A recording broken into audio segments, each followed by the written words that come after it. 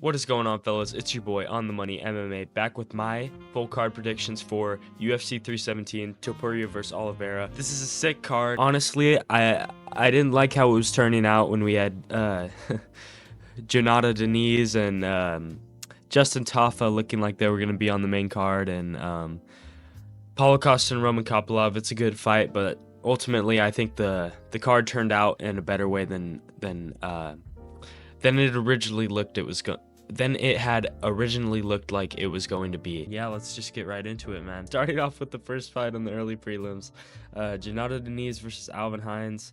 Alvin Hines, man, he looks like a tough guy, man. Jonata Deniz, man, real mean guy, man.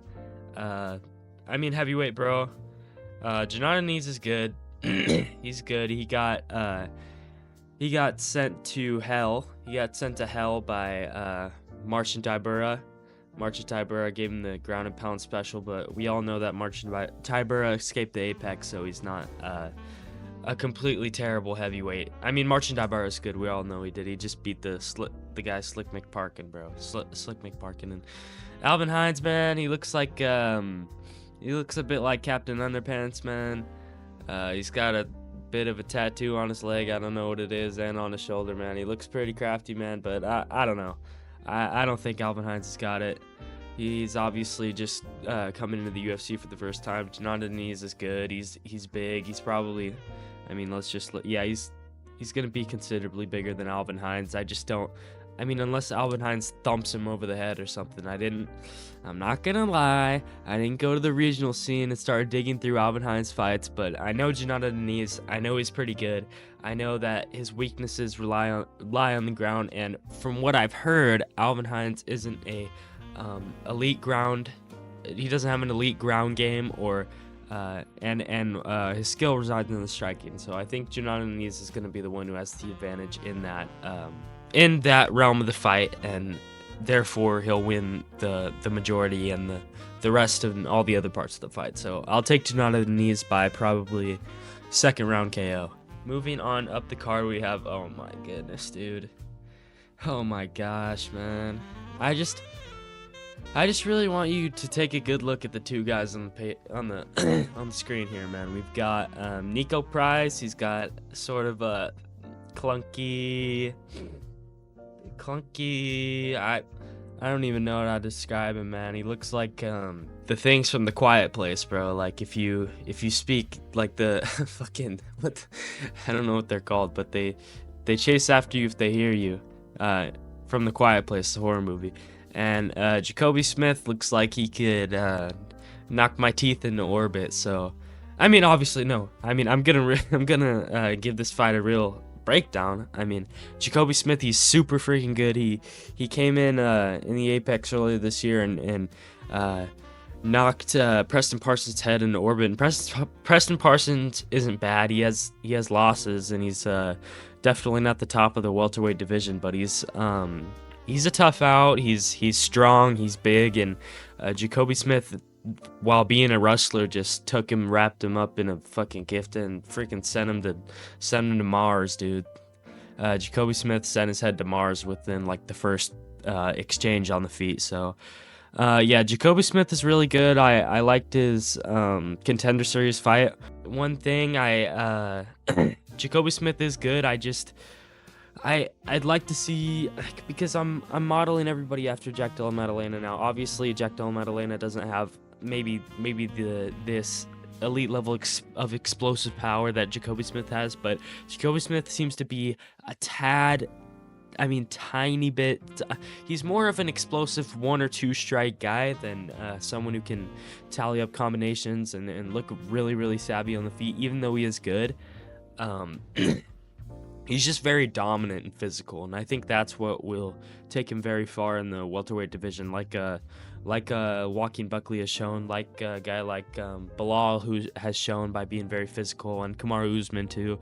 I see him being like a guy like that, and he has elite explosive knockout power and great wrestling fundamentals as well. So yeah, he's very, very good. Niko Price, I mean, he's looking like he's the freaking last dodo, like Lucas Tracy said. That killed me, dude. That's so funny. He is the last dodo bird. Nico Price, you know, he came here a couple thousand years ago.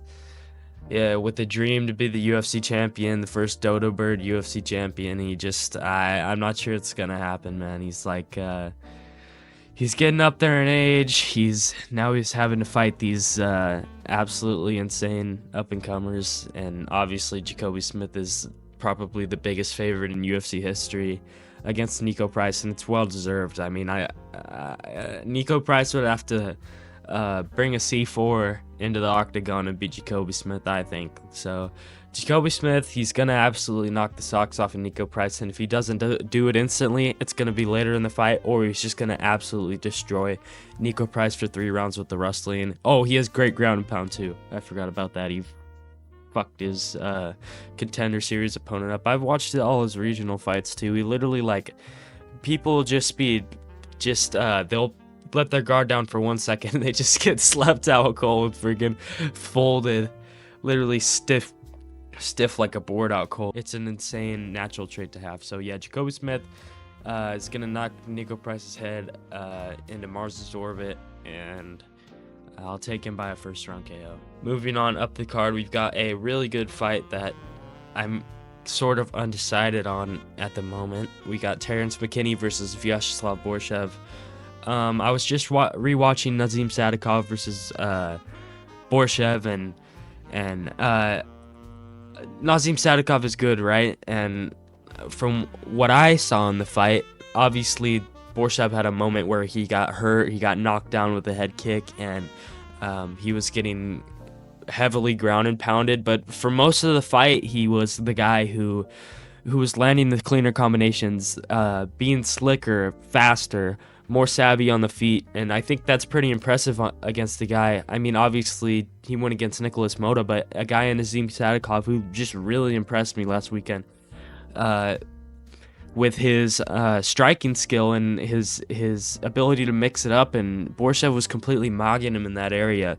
But where Borshev's sort of lack of durability can get him caught up is against Terrence McKinney, who's a huge, powerful, explosive round one lightweight who goes after you from the moment that the bell bells, dude. The moment that the bell rings. Yeah, Terrence McKinney, he's very kill or be killed. Obviously, everybody knows that. He got his. I mean, I could list all the knockouts he's had and list all the times he's been knocked out. Or finished early, but I mean, I don't know. I don't think that in a first round battle, which is what Terrence McKinney is gonna make it, I'm not sure if Borshev has this elite explosive power that he would need to deter or put away Terrence McKinney like a Drew Dober does, like I'm completely blanking. Oh, like an Esteban Rivabix does. I think ultimately I'm gonna have to go with Terrence McKinney on this one, just because, again, the size. He has a big reach advantage. He's just so explosive and fast from the moment the bell rings, that if he hurts Borshev, like Borshev can usually get hurt in his fights, like he got knocked down with a big overhand by Chase Hooper, and Chase Hooper isn't exactly the most powerful striker in the UFC. I think Terrence McKinney might just go after Borshev as soon as the fight starts and get him out of there. But I mean, if Borshev lasts, he has every tool to absolutely turn it up and make Terrence McKinney pay for blowing his load early in the fight. So yeah, I'm gonna take Terrence McKinney. I mean, I know it's been a lot of KOs I'm talking about, but it's probably going to be a first round ground and pound TKO by Terrence McKinney after he gets it knocked down or really rocks Borshev, and Borshev ends up going down some way. Maybe he takes him down. Terrence McKinney's a decent grappler, so I'm going to take Terrence McKinney by first round TKO. Oh, man. Vivian Rahu versus Tracy Cortez, man. Oh boy, man. Tracy Cortez, man, she looks like, I don't know, man, like her face is melting, man. Vivian Rajo, man, she looks like a Brazilian, man. So, I mean, I know that's the classic joke. It's not that funny, but it's like, I don't know, man. Man, I might have to consult a coin on this one. All right, man, I've got my coin right here. We're just gonna go ahead and flip it. Let's say Vivian Arahu tails and Tracy Cortez heads. It's tails. Vivian Arahu. Even though she's probably not gonna win, you know that we are going to pick her by decision. Vivian Arahu by decision. Oh, this is another banger. Hyder Emil takes on Jose Miguel Delgado. I guess he has Miguel in his name now. Jose Delgado in his last fight, he finished Conor Matthews, but if you're not finishing Conor Matthews, I don't even think you belong in anywhere near the top 30 featherweights in the UFC. So Jose Delgado, he's good, he's long. He's definitely going to be longer than Hyder Emil, a guy in Hyder Emil who had a good performance in his own right in his last fight. He absolutely marauded on William Gomez. I thought William Gomez could have won that fight, but honestly, I was like kind of just, I don't really give a fuck about William Gomez, bro, because he's like, he's not exactly the most captivating fighter to watch. Hyder Emil's cool though. He's an absolute marauder. He's got pretty much like unlimited cardio, or it seems that way. He can take a lot of damage. He's got a big brick head, and he's really strong and relentless. I mean, it's tough for me to look at a marauder and look at a long, technical, rangy striker and pick the marauder, just because I think if Jose Delgado can set up his strikes correctly and get into the groove of things, I think he might just be able to find a shot on a guy like Hyder Emil who is so relentless that sometimes he can be defensively, how do you say it?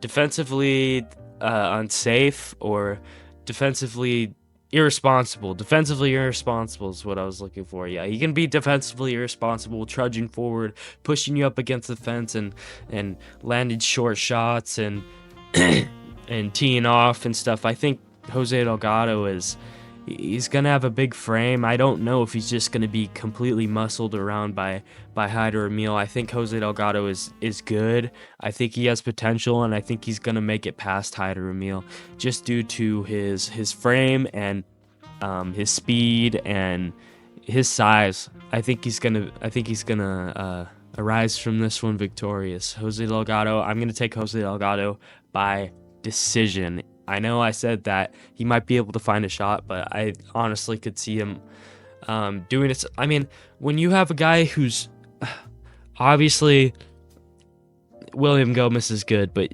when you have a guy like William Gomez, and it was an impressive win for Hyder Emil's sake, it was an impressive win, but obviously, if you're such a marauder, you're going to be shoving William Gomez up against the fence. But I'd like to see you get a finish if you have a guy that passive and you're such a marauder that you're barely pulling it out against a guy who can't really finish a fly from what I've seen.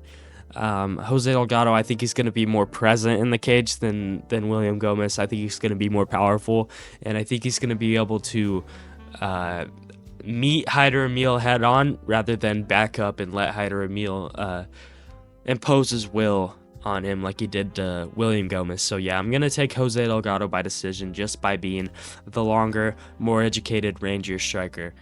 Moving on up the card, we got Bone Snapping, Twig Crunching, Jack Hermansson's here. Jack Hermansson, man. Gregory Rodriguez, man. Watch your limbs, bro. You might be missing one by the end of the fight with Jack Hermansson. Jack Hermansson versus Gregory Rodriguez. This is a great fight. It's 3 rounds, which makes it a lot more interesting. Obviously, we saw a pretty similar matchup with Joe Pyfer versus Jack Hermansson that took place. Last year. I'm just looking for words to fill the space. But Gregory Rodriguez, I heard guys like Guru, maybe Lucas Tracy saying that Gregory Rodriguez is a more or a less telegraphed striker than Joe Pyfer. I mean, Joe Pyfer is obviously very telegraphed.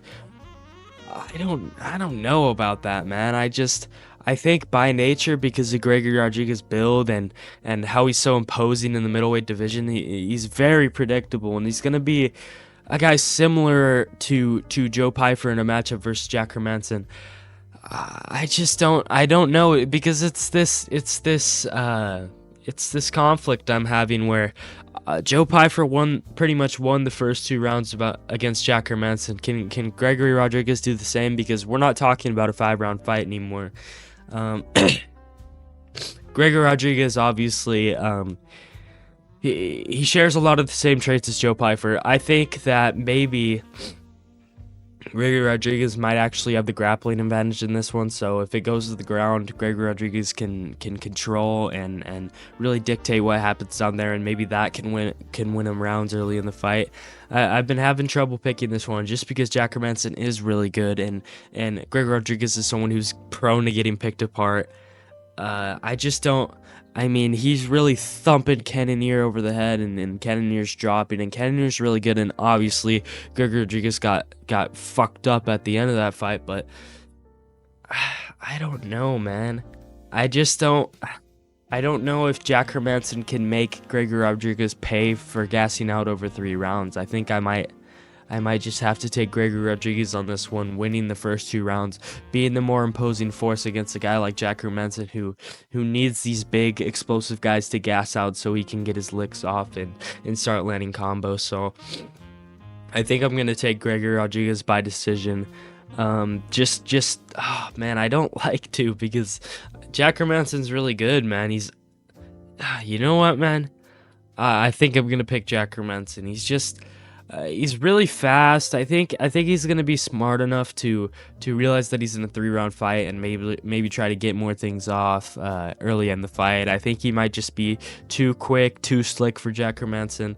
Obviously, Gregory Rodriguez's last fight, he looked pretty good in the first starting rounds, but he gassed out really quickly, and he was going against a guy in Jared Cannonier, who's not quite as light on his feet as Jack Hermansson is, and who's not quite as elusive and quick, and obviously Jared Cannonier is very good, and we saw that towards the end of the fight, but I think Jack Hermansson might be a guy who's quick enough and elusive enough to get out of the way of those shots. Even though he didn't against Joe Pyfer, he survived them and he ate them, and I could see him losing the first round and then winning the second 2. So I think I'm going to take Jack Hermansson on this one. I've been debating it back and forth, but I'd like to see what he has for Gregory Rodriguez on the ground, and I think he might just be able to slip and outpoint Gregory Rodriguez in this one, man. Yeah, so I'm going to go Jack Hermansson by decision, losing the first round, winning the last 2 on output, and just being the guy who's landing more often, which is what output is. But I don't know. I'd like to see how this fight goes, but I'm going to take Jack Hermansson by decision, yeah. Man, not yeah. What the hell? Moving up the card, we've got a personal favorite fight on this card of mine. I'm so glad this was put together and got moved up to the main card. Peyton Talbot versus Felipe Lima. Obviously, if you've watched my Oral Limit video, you'd know that I'm a big fan of Peyton Talbot. Felipe Lima's really good too. I made an edit of him on TikTok back in the day. That's how you know I've been locked in since the Naimov fight, man. Yeah, I didn't see him on Octagon or regional promotions, but I mean, he's good. He had a real close fight with Miles Johns, a shorter bantamweight, but it was at a catch weight at featherweight, if I'm correct. Honestly, I'm gonna be so for real here. I think Felipe Lima is a guy who's better at featherweight, just due to, I mean, at featherweight, his physical capabilities stand out more. He's faster. He's slicker. He's able to get the back of guys who are kind of plotty. And I'm just pretty much operating off the Naimov and Miles Johns catchweight fight, but I think his ladderman skill is it helps him a lot at featherweight as opposed to bantamweight. Obviously, we've only seen one kind of bantamweight fight from him, but I think he's a guy who's better at featherweight. That's just my personal opinion. Obviously, I don't know how much that plays into this fight. Peyton Talbot's last fight, he got beat by Raoni Barcelos. I'm going to be the first, honestly, I'm going to be the first one to say I'm biased, right? But rewatching the Raoni Barcelos fight, Barcelos is fine, right? He's not the greatest. He's not the worst. I like to think of it as a mental lapse from Peyton Talbot, but in my opinion, I could have given round 2 of that fight to Peyton Talbot, and round 3 he was winning most of it on the feet until about the last 20 seconds when Raoni Barcelos landed some real ground and pound. Obviously got controlled the whole first round, but it wasn't this drastic beating that I once thought it was, and I kind of felt like it.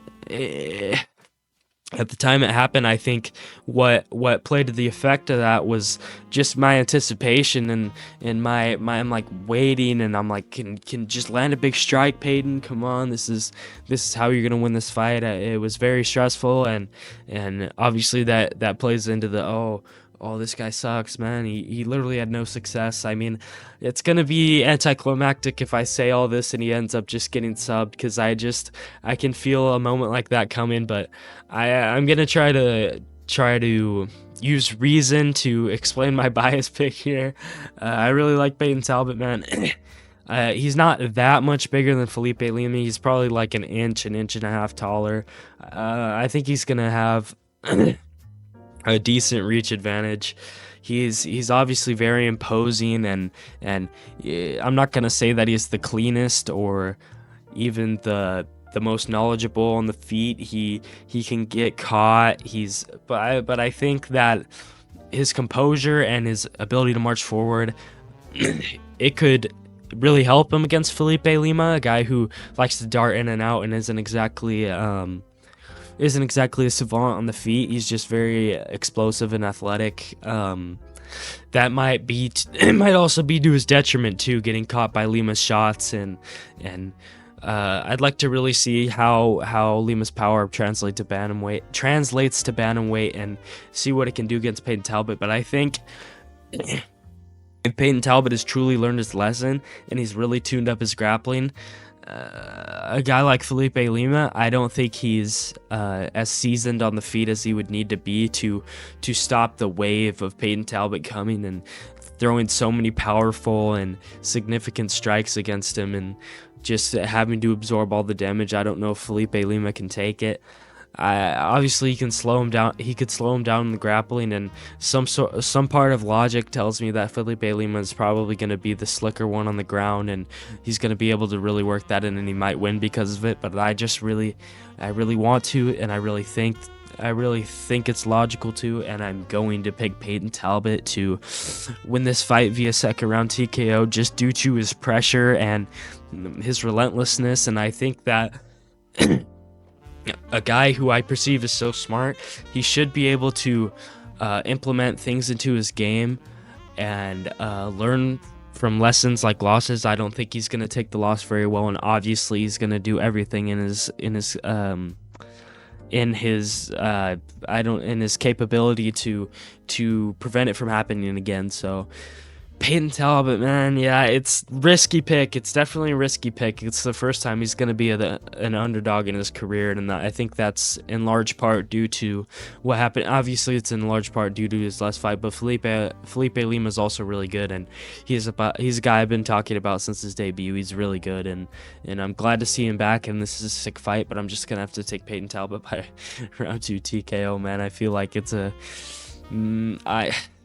because I think it's the natural thing to just pick Felipe Lima, but I don't know, man. It could be the casual pick to take Talbot. I'm just going to take Talbot, man. I think he's going to be bigger, more powerful. I think he's going to be on the front foot, assaulting Felipe Lima for as long as the fight goes, and if he learns his lesson and he really cleans up the grappling and works some good anti-grappling in there, I think he's gonna have this one in the bag. Yeah, man, I'll take Peyton Talbot by round 2 TKO. Sick fight, dude. Sick fight. Sick main card opener. That's gonna put a lot of eyes on these two guys. Moving up the card, we've got Beneil Dariush versus Renato Moicano. Moicano, coming off the loss against Makhachev, it doesn't do a lot to my opinion of him, because I kind of knew he was going to lose to Islam Makhachev, as did everybody else who was on one day's notice. They were in camp, and he should have probably expected that he might be called up to fight Islam Makhachev, but it happened and he got subbed. It's not a huge deal to me. But going into a matchup with Beneil Dariush coming off of absolutely flatline loss to Arman Tsarukyan. I've just been going back and forth on this one. Obviously, you have examples like the Gamrot fight, where Dariush showed very good defensive grappling and scrambles and ability to take good position when Gamrot was searching on it for him. I don't think Moicano he's not even close to as imposing with the takedowns as Mateusz Gamrot is. We could be looking at a different version of Beneil Dariush. I'm sort of going to count on that. We're looking at a different version of Beneil Dariush when I say that I'm probably going to pick Renato Moicano to win this fight, just because I don't. Because Renato Moicano, he's not exactly a straight-up takedown guy. He's a guy who maybe he catches your kick and he works a trip, or he slips a punch and he gets the body lock and he swings you down. I think that might work for him in this fight. I'm not sure that Beneil Dariush, at his old age, after a couple losses, I don't think he's going to be exactly as slick and powerful in the feet that he was before, because he was a good fighter on the feet. He showed that against Gamrot. I think Moicano might be able to keep up with him on the feet. I think that Beneil Dariush's power is going to be not as exaggerated as it was against guys like Gamrot. Obviously, I'm bringing up the Gamrot fight a lot because that was pretty much the best performance we've seen from Beneil Dariush. But Moicano, man, he's good. I think he'll be able to work in his ground and pound.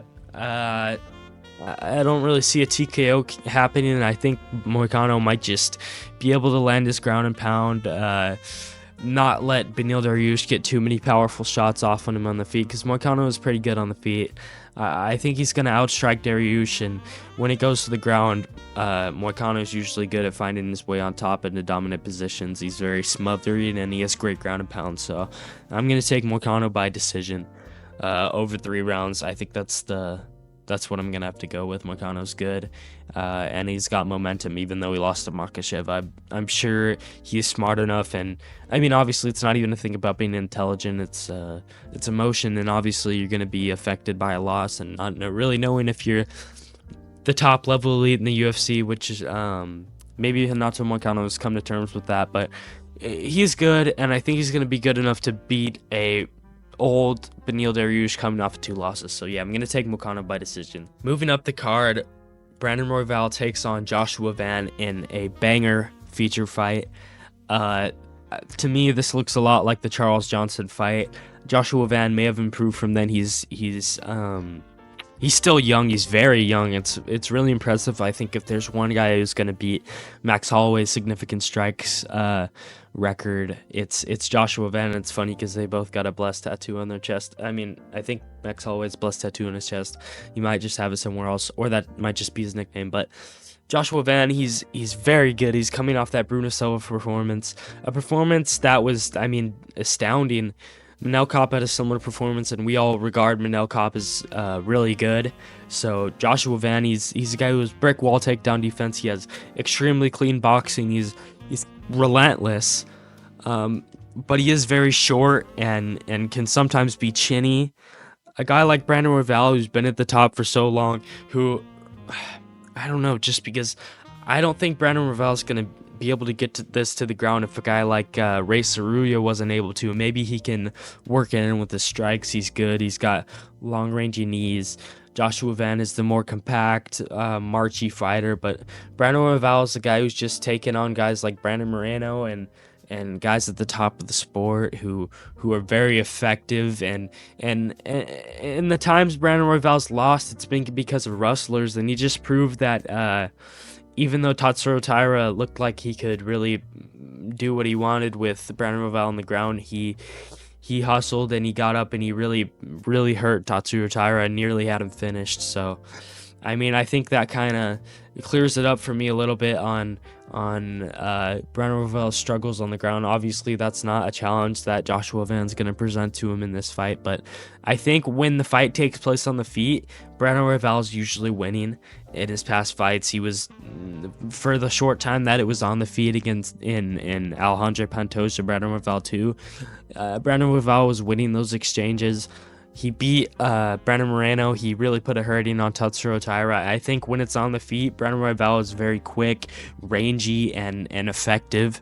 And against a guy like Joshua Van, who is similar to Brandon Moreno, I just don't know. I might, because Brandon Moreno's pretty tall. He's I'm not even gonna say he's slicker or faster than Joshua Van. Joshua Van is very slick and very fast, but he's not quite as big. I think that might be to his detriment. I think I'm gonna have to go with Brandon Royval by a third round TKO. I know it's the cliche thing to watch a fighter lose one way and then pick him to lose the exact same way. I don't like it either. It bugs me when people do that, but I mean, it's just a very similar matchup. Charles Johnson is good, but where Charles Johnson has uppercuts, Brandon Royval has knees. And I think Brandon Royval is going to be able to implement those knees and his long-rangey tools and beat Joshua Van, a guy who's coming off 3 weeks' notice, who is on a heater, and he's on a crazy win streak, and he's tacking up all these wins week after week, or not even week after. I shouldn't say week after week, but very consistently, and they're all in a row, and he's doing it in a very short amount of time. So Joshua Van, he's got a lot of momentum, but I think I'm gonna have to go with the older, more experienced, seasoned fighter, and Brandon Royval here, who is a guy that I see when the fight's on the feet, he's winning. So Brandon Royval, I'm gonna take him by a third round TKO over Joshua Van, just with those long-rangey tools that he's shown against in fights like his last couple fights in Mateus Nicolau and I forget who he's spinning elbowed, but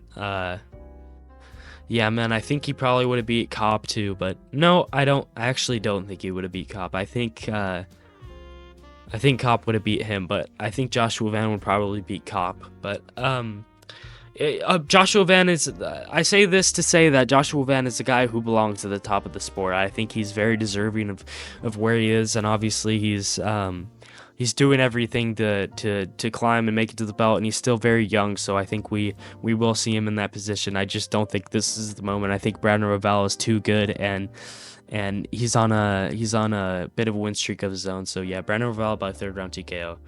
Moving up to a pretty sick co-main event, Kai Kara-France versus Alejandro Pantoja.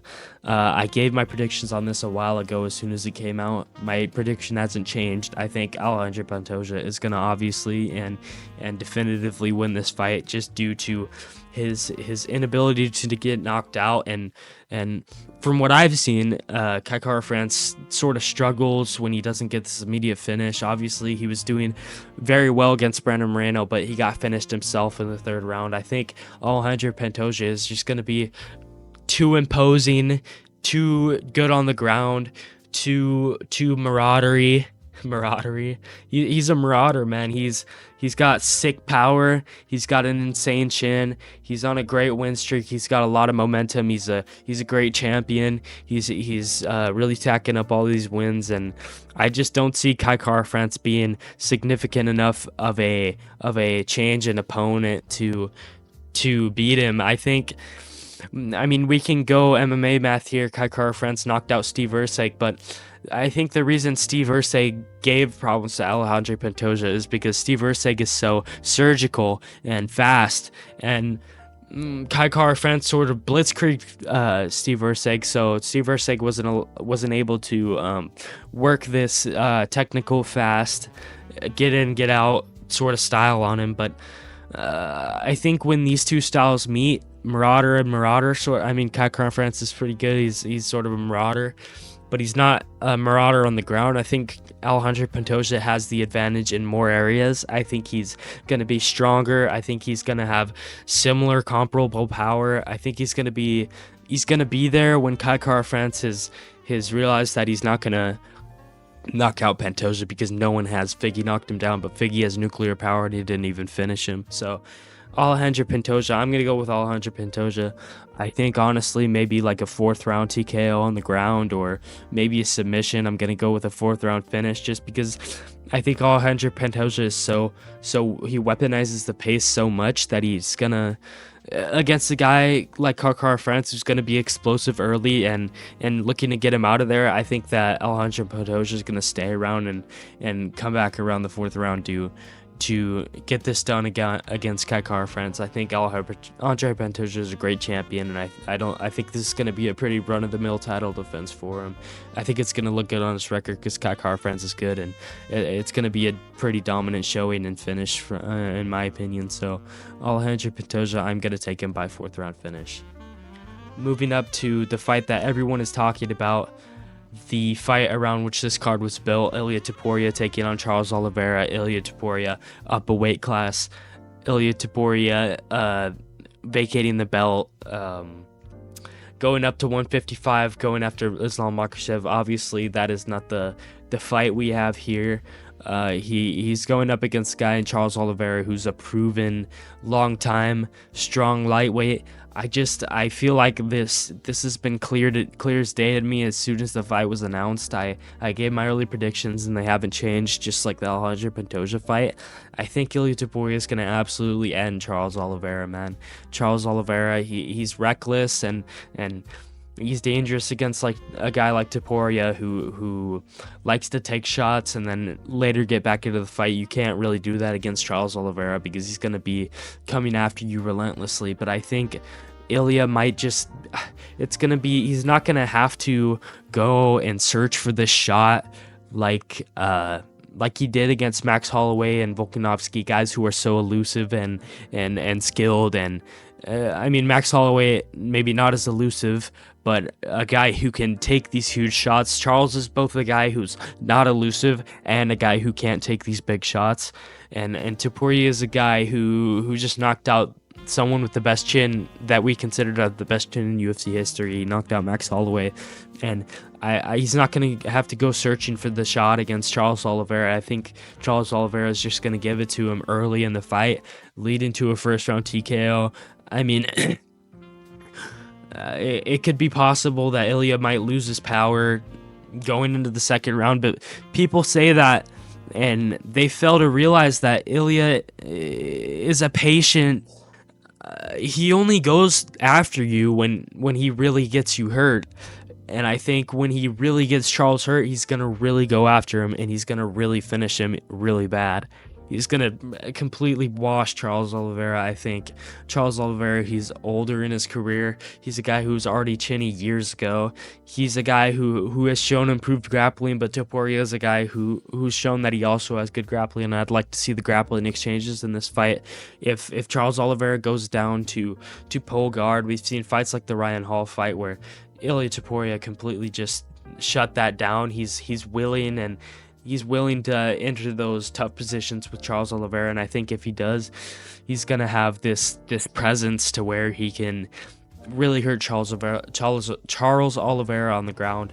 I don't think he's gonna struggle with the tricky guard of Charles Oliveira. He's gonna be too compact and stubby and powerful, and I think he's gonna get Charles right out of there. Maybe an exchange happens. Charles trudges forward. He could hit him with a counter left hook, like a fadeaway left hook, or I mean, Ilia, it's going to be a clash in the middle, and I think Ilia's too clean. His head movement's too good. He's going to be a little bit too small and imposing for Charles Oliveira, a guy who likes to stand straight up. There's going to be shots coming over the top, hitting Charles Oliveira. He could get knocked out with an overhand, an uppercut. It could be a body shot. I could really see a body shot happening here. Charles Oliveira doesn't have the tightest mitt. I mean, he has a skinny waist, but he's not exactly, he's not very dense around that area. I think he could get absolutely folded by a body shot. I think he's actually going to get folded by a body shot. Maybe they get into an exchange. Charles tries to throw a clinch, and Ilia clips him with a 2.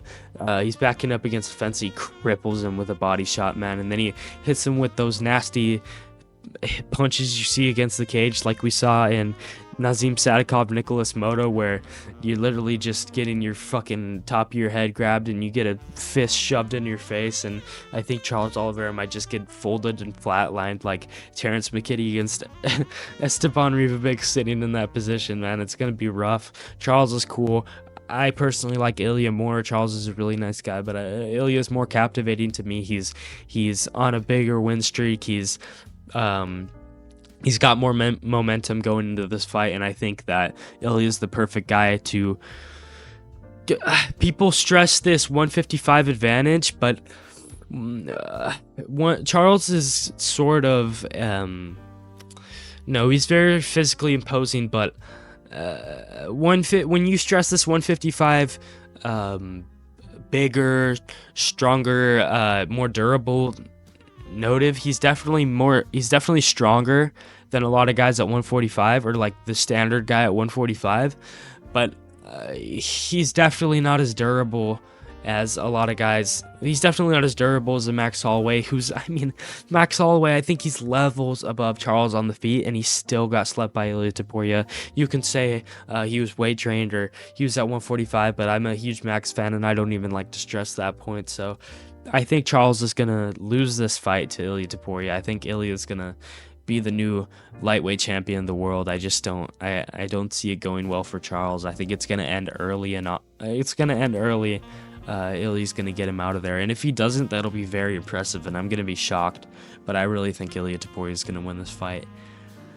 Yeah, Ilia Topuria by first round TKO KO, man. It's rough for Charles. I think this is probably sort of the end of the title picture for Charles. He's probably going to maybe take a few more fights and retire after this one. So yeah, Ilia Topuria versus Charles Oliveira. I'm going to take Ilia Topuria by first round finish. Yeah, overall, man, this is a pretty great card. I mean, Gennady Diniz versus Alvin Hines. I took Gennady Diniz.